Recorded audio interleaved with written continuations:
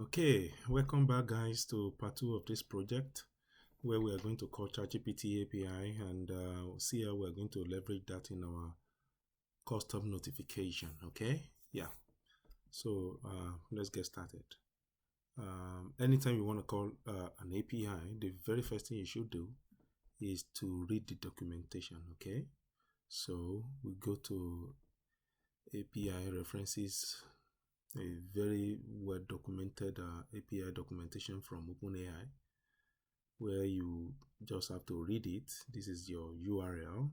This will be the body of your message, and this is the expected response. Easy peasy. Okay, so to call this API, all that you need is your OpenAI API key. And how do you get that? You log into their platform, make necessary payments maybe, and obtain your key. Okay, so it's that key that you use to call the API. So I've done that. I have tested it in Workbench. I've authorized myself, and this is my message body. So if I send it, I'm expecting this response. This is the response that I'm getting back from OpenAI. So yeah, so what we need to do now is to do this same process from Salesforce. Okay, so I've created the named credential.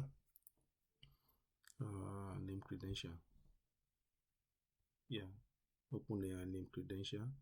So what you do is to go to named credential and just follow the prompt, right? The URL is this URL that we are calling from Workbench. This make sure that you don't include the path. So this will be the path. Let me copy it. Okay, that's the path, and yeah, and that's it. So you, of course, you need to create the external credential, and that I've already done, but I've not configured it. So for us to configure it, you need to create the principal access, right? So new principal, OpenAI principal, authentication type is going to be named credential. So here, what you need to do is put your username here, which will be most likely your email address, and your key is got to be here. Okay, so I'm going to pause the video and do that. Okay, welcome back. So I've added my username and I've also imputed my key, my API key as the password. Okay, that's all that you need to do. You save it, and it's automatically configured. And yeah, I believe this is ready to be used. But before you do that, you need to add this to a permission set so that users can call the API, right? Users need to have access to this external credential. So go to permission set. Okay, I'm using this permission set. If you don't have a permission set, you create new and assign users appropriately. So external principal access, edit. So let me add OpenAI. Where is it? Open principal. Is that what I called it? And save.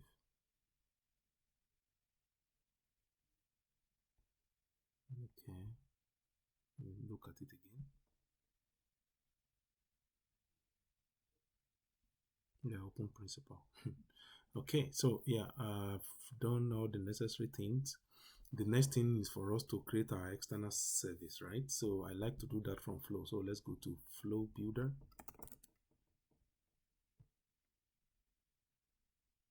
Oh no, we already have our flow that we're working on. So let's go to one opportunity. Yeah. So from here, we need to have assigned recipient. We are calling this here. So let's come here, action.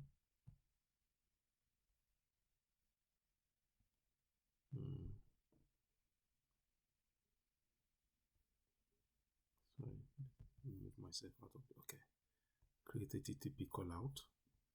So open AI, that's what. Okay. X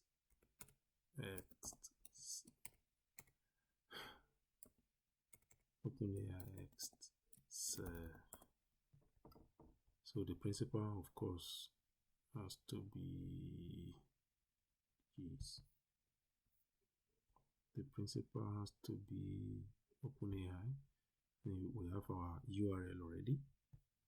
So click on next. So here, okay, let's label my invocable action, which is open. Say here, invocable.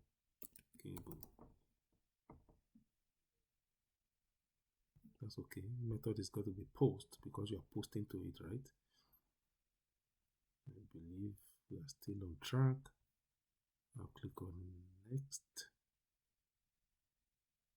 Okay, so the request. So you come back to Postman and you copy this request. Okay.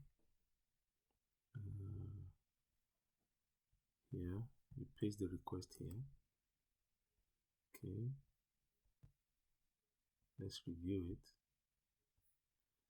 So, yeah, this is going to create us some Apex defined variable that will be used to pass value to these variables. So to get to role and content, we will have some Apex defined variables based on this object. Okay. So let's click on next. Next. Let's post it and see if we're going to get a response. Seems like we're getting a response. Fantastic. So, and the response is of this type. Let's make log prop a string. I believe this is it. So let's save it. So our invocable action is configured now. Okay, so let's save our action. AI action.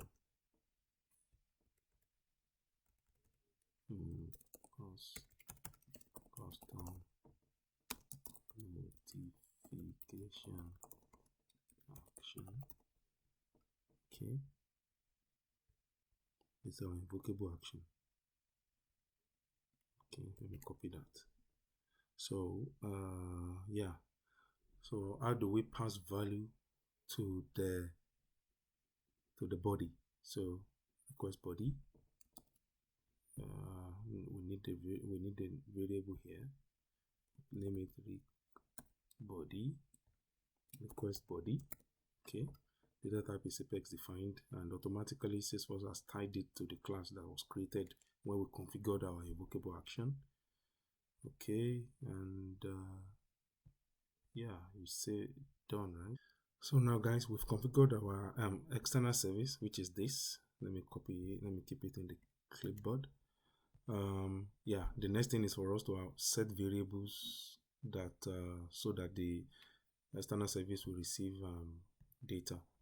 And all that we need to send the model, we need to send this array messages, and the array contains row and content. Okay, so yeah, so let's first set the model. Okay, so let's go back to our flow assignment. Okay, assign.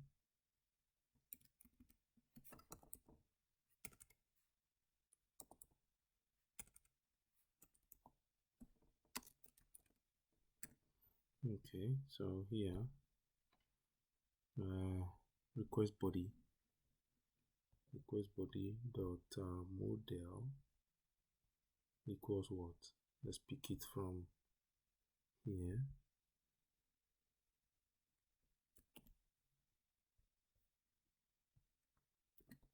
Okay, after that we need to traverse to role and content.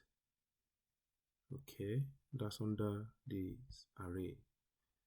So we need a data type for that. So let's go back here because we can't get to messages from request body.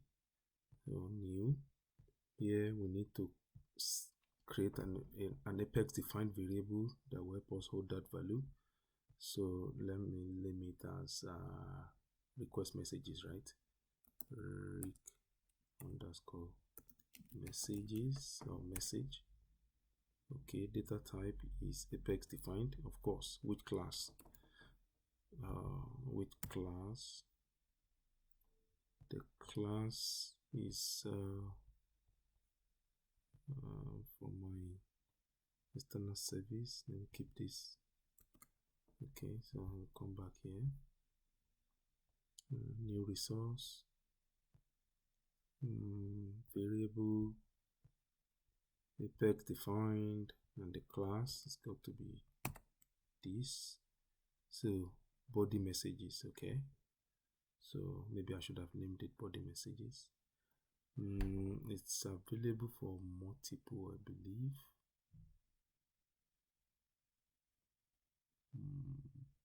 No need. Okay, so yeah, body messages. Good. Body underscore messages. Cool. Done. So body messages, yeah, body messages dot role. Next one, body messages dot content. Role is user. You can see that from here. We are passing user, and the content is got to be this. Okay, so this has to be a test template. So let's come here. Let's declare a test template variable. No, text template. Let me limit AI input. AI underscore input. Now, okay, that is in use inputs. Give it that. So hello tunnel. Let's call that hello record.owner last name, right? Owner ID first name. Nice. Okay, this is what we want to pass, right? Yeah. So the next thing is to take the whole of this data and put it inside these two messages. We need to put it inside request body. So we say rec body dot messages. So hard body messages, the two. So we remove the dot. That should take it. Yeah. Yes. So with this, we should be able to pass data to our AI. Let me save it. Let me debug it. Debug. Let's see this part. Just want to see the response that we'll get from there. Okay. We need to come back to test, change the stage, go back here, debug, test, asynchronous part, then oops, I need to refresh it. Go ahead. Refresh. Okay, so debug, asynchronous part, test, change to close one, run. I hope it works. Seems like it's working. It worked. So let's read this content. So what I used to do, so we're asking it to rewrite this, all right, and this is the response. So let me copy this to this place. Copy. Let's go to JSON formatter.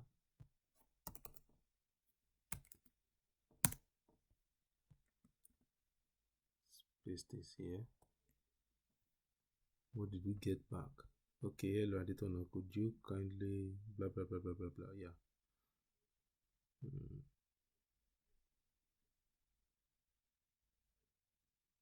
Okay, so we're getting the response that we expected back. That's okay. So yeah, so we're calling OpenAI from Flow, and we're getting this a similar response back. So we're sending data like this, yeah, and we're receiving this type of response back. So what we need to do from the final part of this project is to break down the response and be able to pick exactly what we want, something like this exactly, from the from OpenAI, and then set it in our custom notification. Okay, yeah, this video was a little bit longer than I thought, and yeah, please feel free to watch it maybe twice for you to be able to understand exactly what I'm trying to achieve here. Okay, yeah, I hope this was helpful, and I'll see you on the final part. Thank you.